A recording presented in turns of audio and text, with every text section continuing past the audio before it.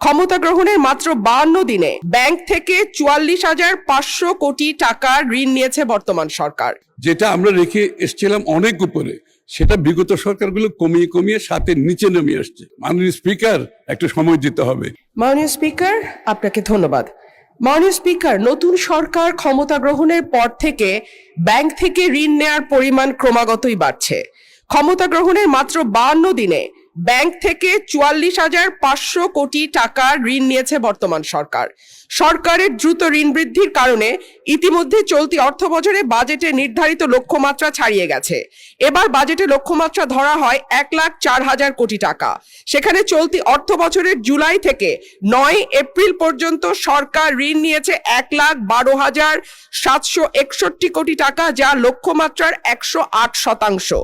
এর মধ্যে অন্তর্বর্তী সরকার জুলাই থেকে 16 ফেব্রুয়ারি পর্যন্ত নেয়া ঋণ 68,229 কোটি টাকা। বাংলাদেশ ব্যাংকের প্রতিবেদন থেকে এই তথ্য পাওয়া গেছে। মাননীয় স্পিকার, অন্যদিকে রাজস্ব আদায়ে অর্থ বছরে 8 মাসে লক্ষ্যমাত্রা থেকে পিছিয়ে আছে প্রায় 71,500 কোটি টাকা। মাননীয় স্পিকার, আপনার মাধ্যমে মাননীয় মন্ত্রী মহোদয়ের কাছে আমার প্রশ্ন, আমরা রাজস্ব বাড়ানোর ক্ষেত্রে এবার নতুন কোনো পরিকল্পনা নিচ্ছি কিনা, করের আওতা বাড়ানো হচ্ছে কিনা, এবং হলে সেটি কিভাবে? ধন্যবাদ মাননীয় স্পিকার। ধন্যবাদ মাননীয় স্পিকার। যে ঋণের কথা বলা হচ্ছে সেটা মূলত বিগত, আমরা কিন্তু ফেব্রুয়ারি থেকে এখন পর্যন্ত মাত্র 2 মাসের মতো সরকারে এসছি, সুতরাং এটা ক্যারি ওভার হচ্ছে আগে থেকে, সুতরাং এই সংখ্যাটা এখানে বোধহয় প্রযোজ্য না, 1 নাম্বার।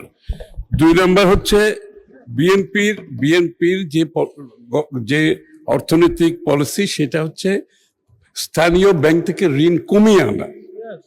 এবং আমি নিশ্চিতভাবে আপনাদের বলতে চাই, আগামী বাজেটে তার পরবর্তী সময়ে আপনারা দেখতে পাবেন আমরা প্রায় সরকার স্থানীয় ব্যাংক থেকে ঋণ কিভাবে কমিয়ে আনছি ক্রমান্বয়ে, এবং এটার প্রতিফলন আপনারা আগামী দিনে দেখতে পাবেন, এই বাজেটেও দেখতে পাবেন।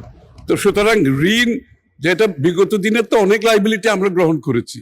এখন আমি তো আগেই বলেছি ব্যবসা বাণিজ্যের যে অবস্থা, ট্যাক্স জিডিপির কথা যখন আপনি বলেন, আমি তো ব্যবসার অবস্থা এতক্ষণ ধরে আপনাদেরকে বললাম, যেখানে ব্যবসায়ীরা এক্সিস্টেন্সিয়াল থ্রেটে আছে, তো ব্যাংকের রিপেমেন্ট করতে পারছে না, তার স্টাফদের বেতন দিতে পারছে না, ফ্যাক্টরিগুলো রিডান্ডেন্ট হয়ে যাচ্ছে, এগুলো আগের থেকে ক্যারি ওভার সব। তো সেই ক্ষেত্রে ট্যাক্স জিডিপি যেটা আমরা রেখে এসেছিলাম অনেক উপরে, সেটা বিগত সরকারগুলো কমিয়ে কমিয়ে সাথে নিচে নেমে আসছে। আবার এটা আমরা যেখানে রেখে আসছিলাম ওখানে তুলতে হলে মাননীয় স্পিকার একটু সময় দিতে হবে, কিন্তু বিএনপি সরকার সেই কাজটা ভালোভাবে সম্পন্ন করবে, আমি আপনাকে নিশ্চিতভাবে বলতে পারি।